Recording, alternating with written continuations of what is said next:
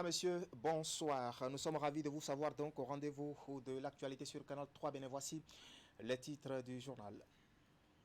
Les responsables du projet d'appui aux communes et communautés pour l'expansion des services sociaux en tournée dans les départements du Mono et du Koufo. Ils sont allés s'entretenir avec les collectivités locales des communes bénéficiaires du projet tout en visitant les infrastructures réalisées ou en cours de réalisation. Dans cette édition, nous suivrons le compte rendu de cette tournée avec Geoffroy Mentan et Florent Dehaut.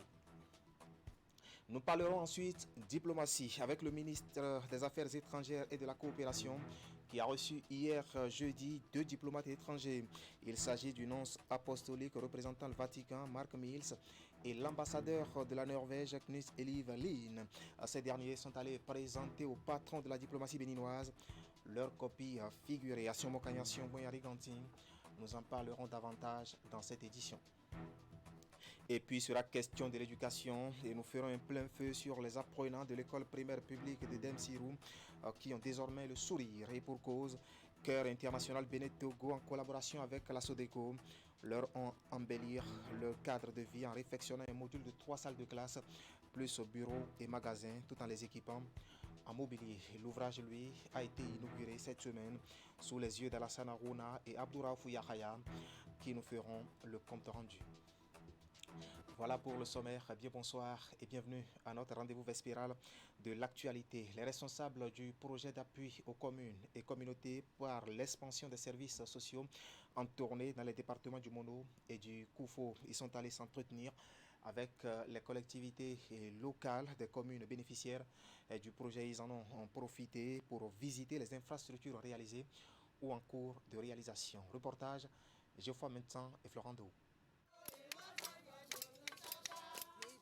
L'accueil est chaleureux et la chanson, une manière pour ses habitants de Logbo, un village de la commune de Lokossa, de souhaiter la bienvenue à cette délégation composée d'acteurs de mise en œuvre du projet Access, le projet d'appui aux communes et communautés pour l'expansion des services sociaux. Dans ce village, nous avions des ménages qui, sans tendre la main, ne pouvaient pas s'offrir un seul repas par jour. Et la composante 2 du projet Access à travers les filets sociaux, c'est à ceux-là que les interventions sont dédiées. Donc ils prennent ce qu'on appelle un transfert inconditionnel de 5 000 francs par mois. Pour le fait qu'ils sont inscrits sur la liste, le CPS va prendre la parole tout à l'heure pour dire leur effectif. Et il y a en sus, pour renforcer les revenus, il y a le transfert conditionnel. Conditionnel parce que là, il faut participer à des travaux.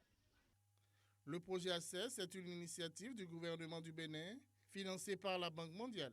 Il vise essentiellement l'amélioration de l'accès aux services sociaux de base et aux filets sociaux, ainsi que le renforcement du système de protection sociale. Nous remercions le projet de nous avoir offert ce joyau. Et nous sommes très contents que l'entrepreneur puisse vite finir pour que nous puissions recevoir et utiliser comme cela se doit le joyau que nous avons offert. Et nous sommes très contents ce matin que vous soyez là pour voir l'évolution des travaux. La délégation, pour le compte de sa tournée, dans les départements du Mono et du Koufo, s'est ensuite rendue à Mendeunta, toujours dans la commune de Lokossa, puis à Klossou, dans la commune de Koulekama. Ici, la communauté a bénéficié de la construction d'un complexe de cantines scolaires. Je suis très content et content de savoir que le projet Access a mis la joie dans les cœurs de nos enfants. Content aussi de savoir que aujourd'hui, avec cette grande salle polyvalente là, nos enfants peuvent manger correctement, ils peuvent faire d'autres choses, d'autres activités, même culturelles. Les dernières étapes de cette tournée ont été Monkpassedji dans la commune de Lokossa, ainsi que le marché d'Adaon dans la commune d'Atiémé, où des boutiques ont été construites. Ce que nous avons visité dans le Mono Koufo est éloquent et je crois que nous avons ensemble partagé la joie, l'extrême joie des communautés qui sont sorties de la précarité et qui déjà développent des idées pour la pérennisation de ce que Access a apporté comme changement dans leur cadre de vie. Avant chaque descente sur le terrain dans les communes, une séance de travail est organisée dans l'enceinte des hôtels de ville afin de faire le point des 2 années de mise en œuvre du projet ACES. Voilà, nous étions au sud-ouest du Bénin et nous allons y rester justement pour évoquer maintenant la première session ordinaire de la nouvelle commission thématique eau, assainissement et infrastructure de l'Association nationale des communes du Bénin. L'événement s'est déroulé en milieu de semaine à Lokossa et pour l'occasion, les nouveaux membres ont été installés en présence du président de la fêtière des communes au Bénin. Nous allons retrouver ici Geoffroy Mentan. Pour plus d'efficacité dans ses actions et interventions, l'Association nationale des communes du Bénin, ANCB, après la mutation de l'une de ses commissions thématiques, la commission eau, hygiène et assainissement, en commission eau, assainissement et infrastructure, procède ici à l'installation des nouveaux membres. Membres de cette commission, nous sommes considérés comme des conseillers du Bureau national de l'ANCB sur les questions touchant l'eau, l'hygiène et l'assainissement qui renvoient à la dignité humaine et les infrastructures nécessaires à l'épanouissement de nos populations à la base. À ce titre, il est attendu de nous durant les 5 prochaines années des propositions, suggestions et recommandations permettant à l'ANCB de préparer au mieux ses plaidoyers sur des questions aussi cruciales que sont l'eau, l'assainissement et bien entendu les infrastructures. La cérémonie d'installation a eu lieu dans la matinée de ce mercredi 19 mai 2021 à Lokossa, dans le département du Mono. Les membres installés dans leurs fonctions ont ensuite tenu la première session de l'année de cette commission. Comme l'a dit tout à l'heure votre président, c'est un honneur, mais en même temps un challenge pour chacune et chacun de vous, pris individuellement et collectivement.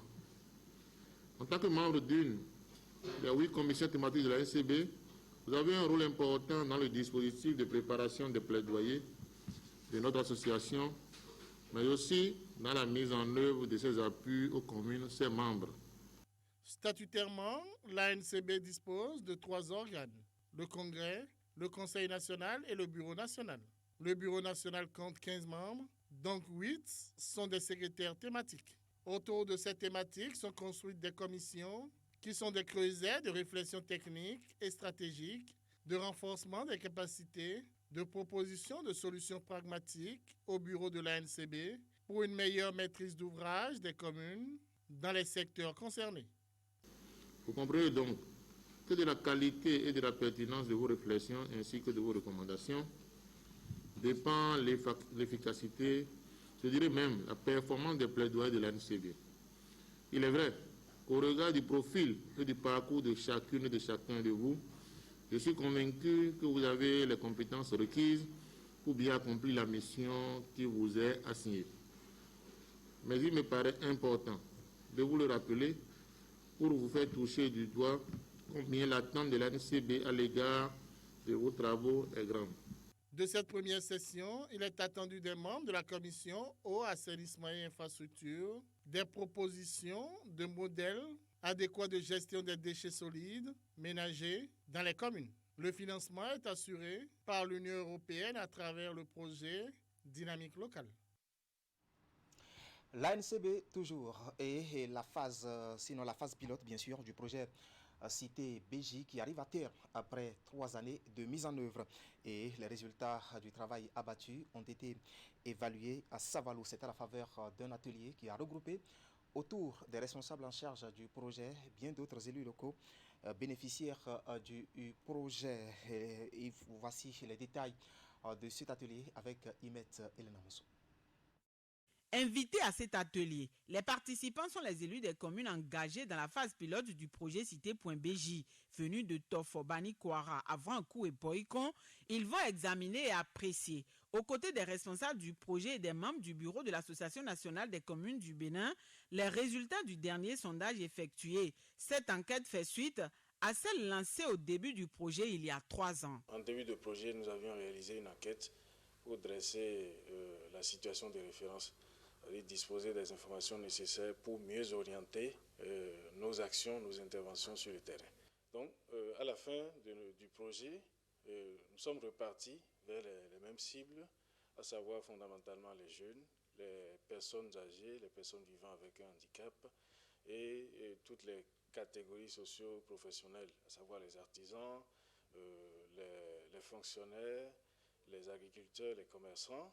Donc, nous leur avons posé un certain nombre de questions et les réponses ont été comparées avec les réponses que nous avons eues il y a 3 ans. Des analyses, il a été constaté une amélioration de la participation des citoyens à l'élaboration et la conduite du plan de développement communal PDC. Ceci à travers les sensibilisations et activités diverses qui ont accompagné la première enquête, mais aussi les outils numériques qui ont été confectionnés grâce au projet. Ces derniers ont permis aux citoyens d'influencer par la prise en compte de leur avis l'élaboration des PDC des communes bénéficiaires du projet Cité.BJ.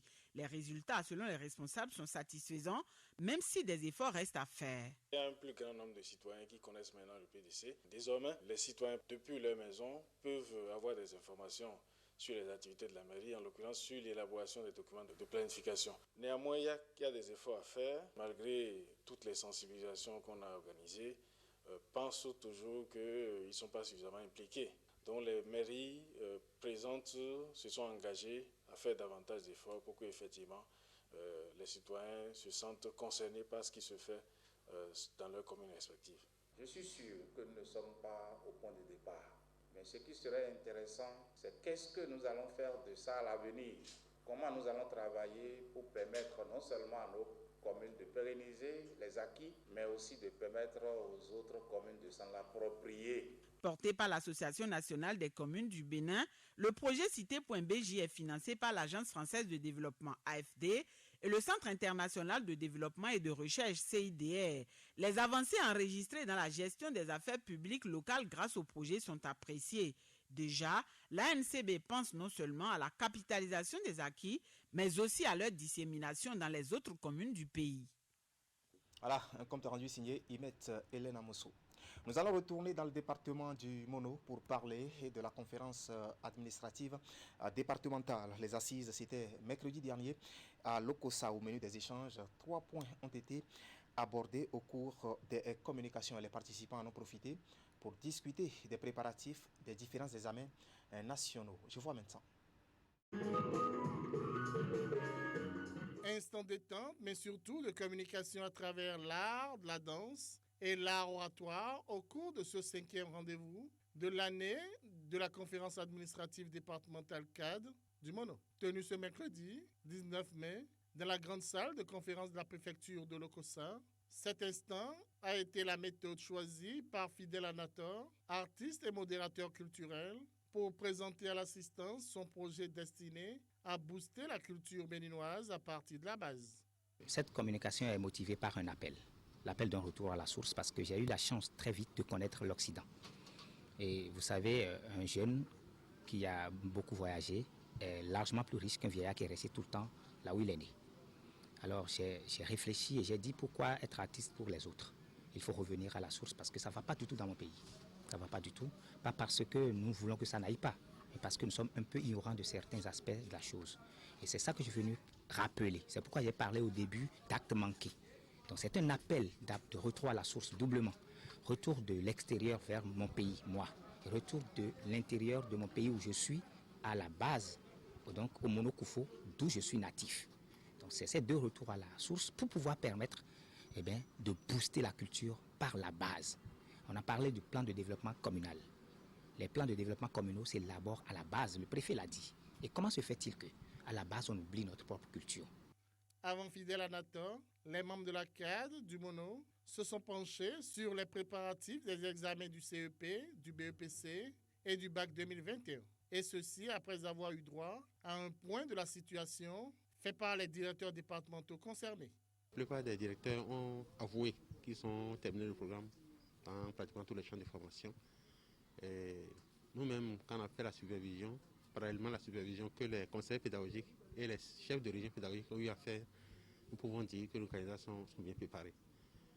Dans le Mono, l'effectif total des candidats au CEP 2021 est de 13 995 pour 50 centres de composition. Au BEPC, 6 767 candidats vont composer. Pour le bac, environ 4 000 candidats sont attendus.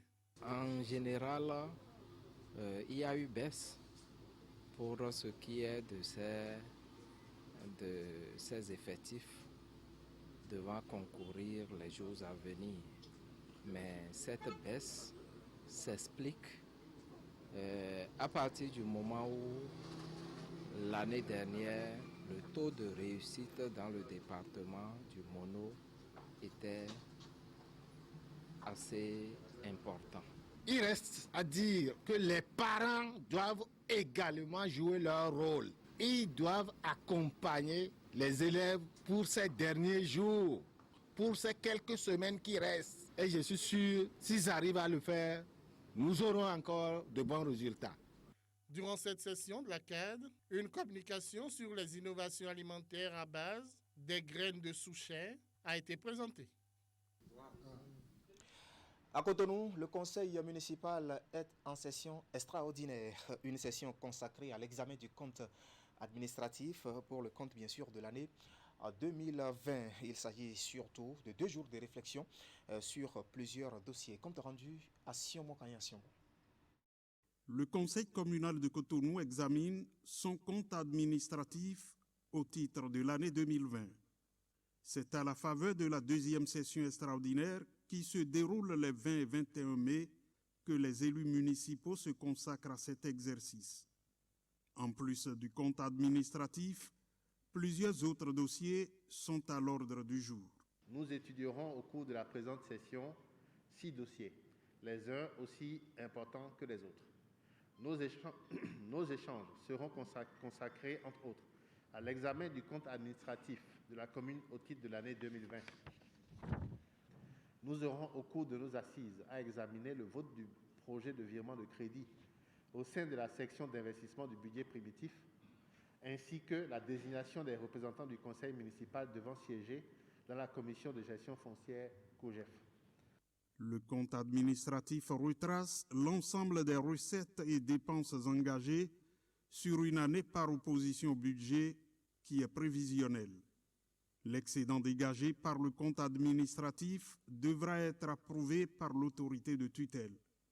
Ceci permettra au conseil communal d'aller à un collectif budgétaire qui devra prendre en compte les priorités pour le reste de l'année. Sur tout un autre plan, le projet de construction du pipeline d'exportation Niger-Bénin entre dans sa phase active. Les travaux ont été officiellement, sinon les travaux de la session Bénin ont été officiellement lancés hier jeudi dans la commune de Semepoudji, une localité qui doit abriter une terminale de pompage. La cérémonie, elle, a été présidée par le ministre d'État chargé du plan du développement, Ablay Biochane. Reportage, Ulrich Gaba, Henri Gantier. Voici le geste qui lance officiellement les travaux de construction du pipeline d'exportation Niger-Bénin. Ce dévoilement de plaque marque la fin de la longue procédure des formalités administratives et ouvre la voie à la concrétisation du projet. Mais l'aventure n'aura pas été une partie de plaisir, puisque le Bénin était en compétition avec d'autres pays comme le Tchad et le Nigeria pour accueillir le projet de construction et d'exploitation du pétrole brut du Niger en vue de son évacuation du champ d'Agadem vers le marché international. La paix, la sécurité et l'amélioration du climat des affaires ont joué en faveur du Bénin. Ce choix porté sur le Bénin par la China National Petroleum Corporation, CNPC, est la résultante des bonnes relations diplomatiques, économiques, commerciales, amicales et fraternelles existantes entre notre pays, la République du Niger et la République populaire de Chine. J'ai la conviction de compter sur des efforts inlassables de tous les participants, des soutiens du gouvernement des Béninois et aussi de l'amitié à la coopération de tous les Chinois et les Béninois. Toutes les autorités s'accordent sur le fait que la présente cérémonie est un moment historique pour le Bénin en ce sens que le projet Pipeline Export Niger-Bénin est le plus gros investissement privé jamais réalisé au Bénin depuis 1960. C'est aussi la preuve de la promotion d'une coopération internationale active. D'une longueur d'environ 1980 km, dont 675 sur le territoire béninois, le pipeline export Niger-Bénin va permettre d'acheminer le pétrole brut du champ d'Agadem au Niger jusqu'à Sémé et plus précisément sur le site où se déroule la présente cérémonie, site qui accueillera la construction de la station terminale, la plus importante de toutes les stations du projet. C'est à partir du quai qui sera construit en mer que le pétrole brut sera exporté vers le marché international. Ce pipeline est actuellement le plus long en Afrique et va certainement contribuer à la révélation de notre beau pays, le Bénin, à l'industrie pétrolière internationale. Ce projet traduit donc notre vision de faire du Bénin une plateforme énergétique et renforcer donc l'engagement de notre gouvernement à soutenir et accompagner WAPCO Bénin dans le respect des dispositions de l'accord de gouvernement. Je salue les efforts de la République du Niger et de la partie béninoise et je loue enfin l'engagement des cadres de nos différents ministères au Bénin et au Niger qui n'ont ménagé aucun effort dans la mise en œuvre de ce projet. Au Bénin, ce pipeline traversera 5 départements, 17 communes et 141 villages, avec plusieurs avantages sociaux au profit des populations, surtout sur les sites de pompage. Les travaux de construction, qui sont prévus pour durer 2 ans, vont également générer une importante main-d'œuvre. Durant la phase de construction, le projet générera environ 3 000 emplois, dont 2 308 emplois directs avec WAPCO Bénin et son principal contractant, et plus de 700 avec les sous-contractants, à savoir les transporteurs, les fournisseurs d'intrants et autres services. Au terme des travaux et pour la phase d'exploitation, 300 emplois permanents seront créés. Pour la phase des travaux, le gouvernement béninois, en collaboration avec la société WAPCO Bénin, a lancé via une plateforme spéciale dédiée la procédure de recrutement de plus de 2 308 travailleurs pour exécuter les travaux de futurs chantiers. Prévu pour durer au moins 40 ans, ce pipeline d'exportation Niger-Bénin s'annonce pour être l'une des grandes infrastructures capables de booster le développement socio-économique du Bénin, surtout avec les réformes actuellement en cours et l'amélioration continue du climat des affaires. Voilà, il faut le dire, un projet dont les travaux ont été retardés par la crise sanitaire mondiale liée à la Covid-19. En diplomatie, le ministre des Affaires étrangères et de la coopération a reçu hier jeudi 2 diplomates étrangers. Il s'agit du nonce apostolique représentant le Vatican, Mark Mills, et l'ambassadeur de la Norvège, Knut Elvig Lien. Ils sont allés présenter à Aurélien Agbenossi leur copie figurée. Voici le compte rendu d'Assio Mokayan Sionbon et Henri Ganti. Premier à être reçu dans l'après-midi du jeudi 20 mai au ministère des Affaires étrangères, le nonce apostolique représentant le Saint-Siège au Bénin. Monseigneur Mac Miles est allé présenter au ministre Aurélien Agbenossi une copie figurée de sa lettre de créance comme ambassadeur agréé au Bénin. Nous avons parlé de choses d'intérêt commun. C'était une bonne rencontre. On peut parler de la relation, les très bonnes relations qui existent entre le Saint-Siège et entre la République de Bénin. Et nous sommes très contents de parler de quelque chose qui sont d'intérêt pour la République, pour le Saint-Siège. Né le 13 mai 1967 à Gibraltar, Monseigneur Mac Miles est ordonné prêtre le 14 février 1996 et est diplômé en droit canonique. Le ministre béninois des Affaires étrangères Aurélien Agbenossi a également reçu la copie figurée de l'ambassadeur de la Norvège au Bénin. Il a été question des relations entre les deux pays. We had very good bilateral discussions. Présentation des copies de mes lettres de créance au ministre, ce qui me permet d'entrer dans le plein office de ma mission. Nous avons également eu une discussion bilatérale très intéressante au cours de laquelle nous avons jeté les perspectives de nouvelles collaborations liées à des situations émergentes. C'est ainsi que nous avons parlé de la sécurité dans la région, que nous avons parlé notamment de la situation du Mali et que nous envisageons une coopération bilatérale relative notamment à la sécurité régionale et à la sécurité maritime en particulier. L'ambassadeur de la Norvège au Bénin est né le 2 juin 1978 à Oslo.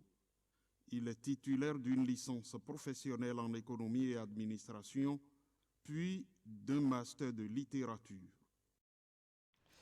Direction Parakou, où on en sait un peu plus sur les prévisions saisonnières de l'unique saison des pluies au nord Bénin, et ceci pour le compte de l'année 2021. Les résultats des recherches effectuées par l'Agence nationale de météorologie ont été présentés en début de semaine à la faveur d'un atelier de vulgarisation. Les précisions dans ce compte rendu signé Jacques Degbé et Ibrahim Bakounouré.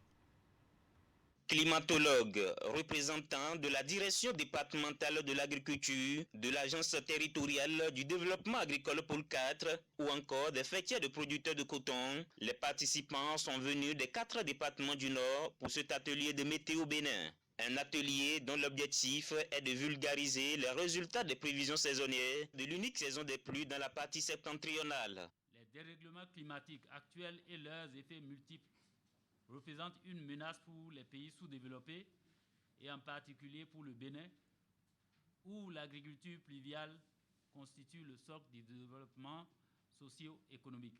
Il est donc nécessaire pour nous de faire usage de tous les moyens utiles pour nous adapter. L'un de ces moyens, à notre avis, est la connaissance du temps et du climat. En clair, il s'agit de mettre à la disposition des producteurs agricoles et des décideurs politiques toutes les informations sur les prévisions saisonnières. Des données qui augurent d'une bonne campagne agricole selon les recherches effectuées par Météo Bénin, mais qui appellent tout de même les différents acteurs à la prudence. Nous avons défini une période de référence qui se tarde de 1981 à 2010. Donc en faisant une étude comparative à cette période, il s'est révélé que cette année, les dates de démarrage seront beaucoup plus précoces. Et la date de référence, c'est entre le début d'avril, d'accord, voire fin avril. Alors, ce qui concerne les séquences sèches, c'est-à-dire les poches de sécheresse qu'on aura enregistrées, c'est une nouvelle plus ou moins bonne pour les producteurs de la zone nord de notre pays parce que nous avons prévu que nous allons assister à des poches de sécheresse qui ne seront pas trop longues. Toutefois, ces poches de sécheresse peuvent se répéter, ce qui n'est pas aussi trop bon. C'est pourquoi je disais que plus ou moins bonne.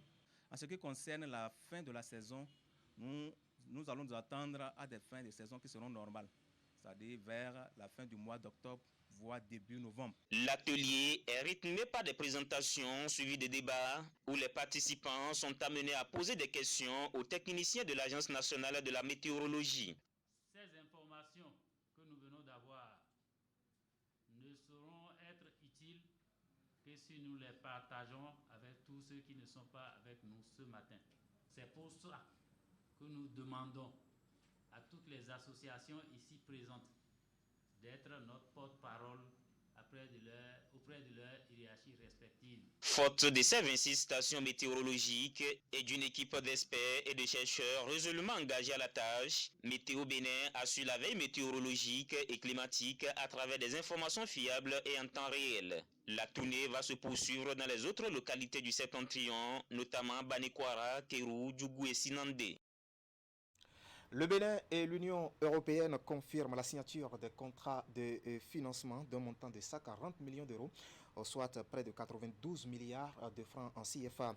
Ce fonds est destiné pour une part à l'assainissement pluvial des villes secondaires du Bénin et pour l'autre à l'appui à la riposte sanitaire contre la Covid-19. La cérémonie de confirmation de signature, bien sûr, s'est déroulée à Cotonou hier jeudi. Retour ici sur les temps forts de cette cérémonie avec Herman Aniamboso.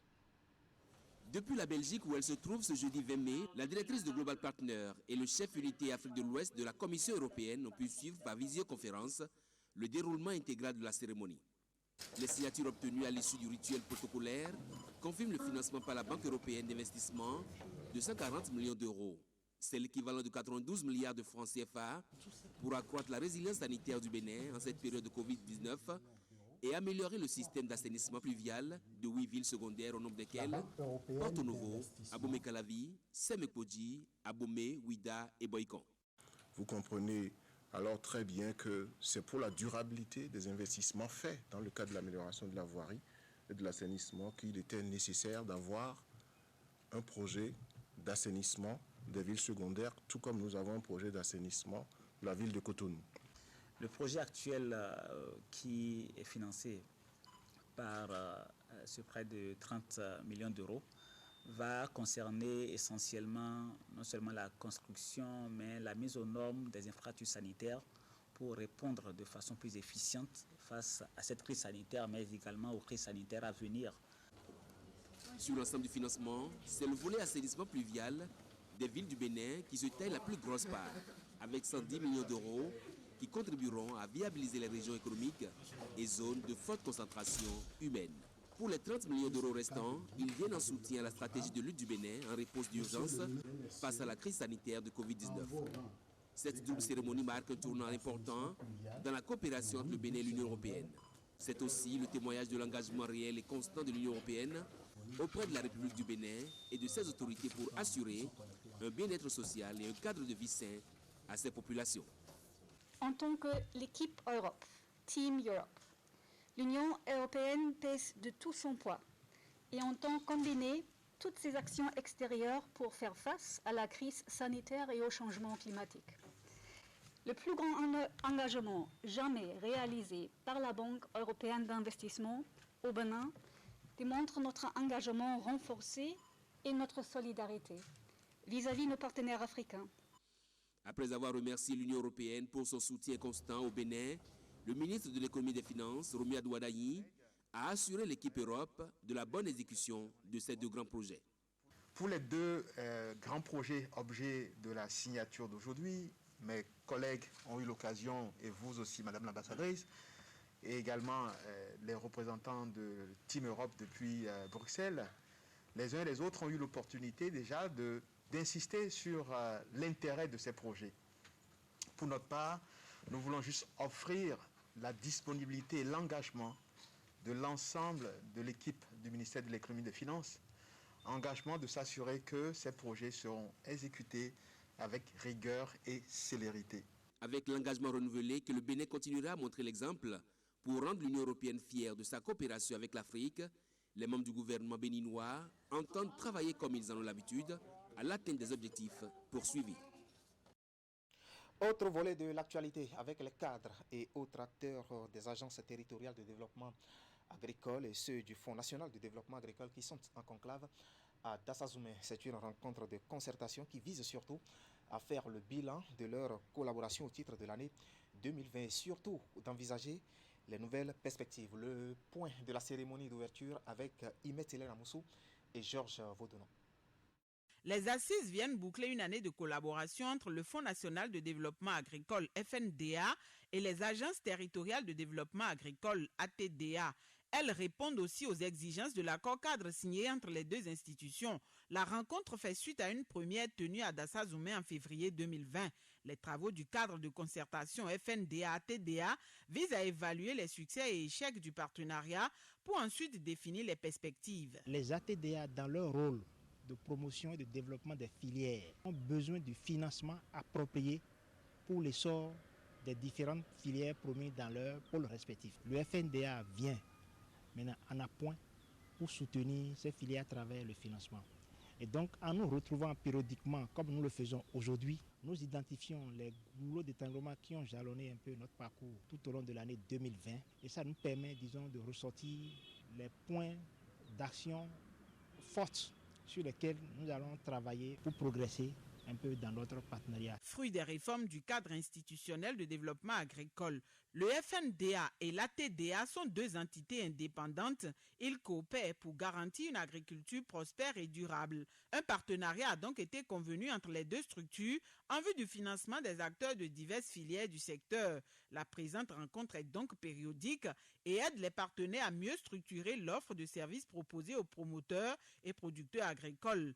Cadre pour apprécier les efforts fournis pour la concrétisation du volet agricole du PAG 2016-2021, les assises de Dassa vont aussi permettre de se pencher sur le programme national de développement des plantations et des grandes cultures prévues pour être réalisé durant le quinquennat qui s'annonce. Pour le nouveau quinquennat qui commence, le président de la République, son Excellence Patrice Talon, a affiché sa volonté de faire du Bénin une puissance agricole régionale avec la mise en œuvre d'un nouveau programme, le programme national de développement des plantations et des grandes cultures, soutenu par une mécanisation de nos systèmes actuels et la réalisation d'investissements structurants afin d'améliorer l'accès aux facteurs de production qui jusque-là handicapent une agriculture de grande envergure. Le FNDA deviendra à coup sûr le fonds majeur de facilitation où converge l'essentiel des ressources destinées au financement des exploitants et entrepreneurs agricoles. Le partenariat FNDA-ATDA est financé par l'Union européenne. La collaboration entre les deux structures a permis, entre autres, d'amorcer la modernisation de l'agriculture qui connaît désormais un accroissement des rendements, ce qui a permis au Bénin d'occuper une bonne place dans la sous-région en matière de production du coton, de l'ananas, l'anacarde, du soja et autres.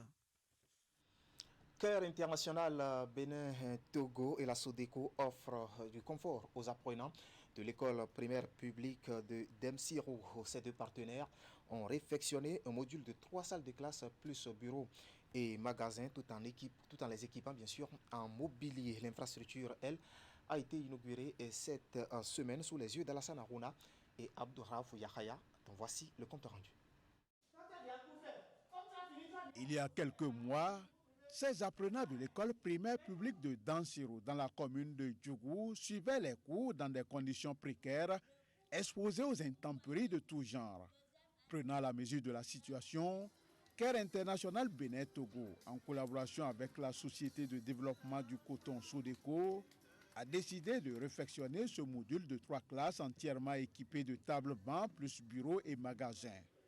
Mais avant la réfection de cette infrastructure, le partenaire financier s'est inscrit dans une démarche participative en laissant le soin aux parents d'élèves de choisir librement l'école devant bénéficier de cet appui. CARE, avant de réaliser cette réflexion, a laissé le choix aux acteurs de l'école, c'est-à-dire les parents d'élèves et les directeurs des écoles de l'arrondissement, de faire le choix de l'école devant bénéficier de cet appui. Vous comprenez alors que c'est de façon participative que le choix a été porté sur le corps de Demsirou. Je profite pour inviter les acteurs de cette école à en faire un bon usage. La réfection de cette infrastructure scolaire est financée par Cargill. Elle s'inscrit dans le cadre du projet Soutenir les femmes et les enfants des communautés cotonnières. La matérialisation de ce projet de réflexion me donne un motif de pleine satisfaction. Elle m'enseigne aussi qu'un partenariat intelligent et efficace comme le nôtre est celui qu'il faut pour booster le développement de nos localités, de nos communes.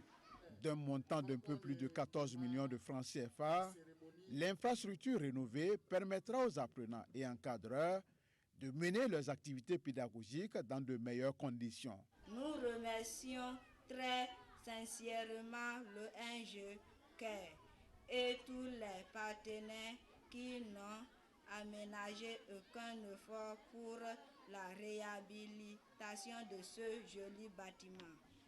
En ce moment où nous célébrons la solidarité agissante, je voudrais, au nom du maire de la commune de Djougou, vous remercier pour avoir initié ce projet qui aujourd'hui permet aux enfants d'étudier dans de bonnes conditions parce que leur salle de classe a été réfectionnée, mise aux normes et peut aujourd'hui autoriser un apprentissage de qualité. Dans sa démarche de toujours créer un environnement propice à l'épanouissement de l'enfant et à l'autonomisation des femmes des zones cotonnières, Care International Bénin Togo et son partenaire SODECO ne comptent pas se limiter à cette seule réalisation. Ils prennent l'engagement d'étendre leurs actions à d'autres communautés de la zone d'intervention du projet. Voilà la joie de ces apprenants. D'une assistance à une autre, les États-Unis d'Amérique font don d'équipements de protection et de fournitures de santé au Bénin. Le don est destiné aux orphelins, aux personnes âgées ainsi que celles victimes du handicap. L'objectif de cette initiative est de prévenir la propagation de la Covid-19 sur le sol béninois. La cérémonie de remise de matériel a eu lieu hier jeudi à Cotonou. Regardez. Du matériel sanitaire au profit des personnes vulnérables pour prévenir la Covid-19. Composé de masques chirurgicaux, des boîtes de gants, désinfectants, thermomètres infrarouges, dispositifs de lavage de mains et bien d'autres équipements, le geste émane de l'Agence des États-Unis pour le développement international. Je voudrais saluer l'engagement des États-Unis d'Amérique aux côtés du gouvernement de son Excellence le président Patrice Talon face à cette pandémie. Soyez rassurés qu'un très bon usage sera fait de tout ce matériel que vous aviez mis gracieusement à notre disposition à travers le projet ISHA de l'USAID. Je tiens également à rassurer l'équipe de l'USAID qu'un suivi rigoureux sera fait par le ministère des Affaires sociales et de la microfinance des équipements et matériels destinés au centre d'hébergement des personnes vulnérables et aux relais communautaires.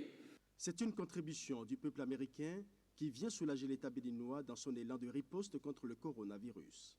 La réception de ces équipements va permettre à 2800 agents de santé communautaire et à plus de 300 formations sanitaires des départements de la Liborie, de l'Atakora de l'Ouémé et du Plateau de faire face aux victimes de la Covid-19.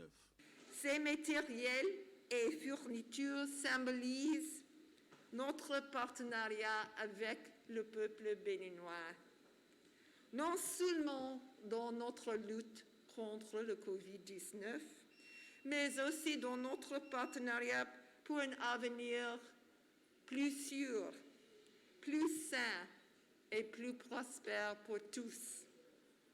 La santé de nos communautés et la force de nos économies sont si souvent liées. Les États-Unis, par le biais de l'USAID, viennent ainsi de renforcer leur partenariat avec le gouvernement du Bénin à travers ce don. Une manière pour les deux États de promouvoir la sécurité sanitaire pour faire reculer la propagation de la pandémie.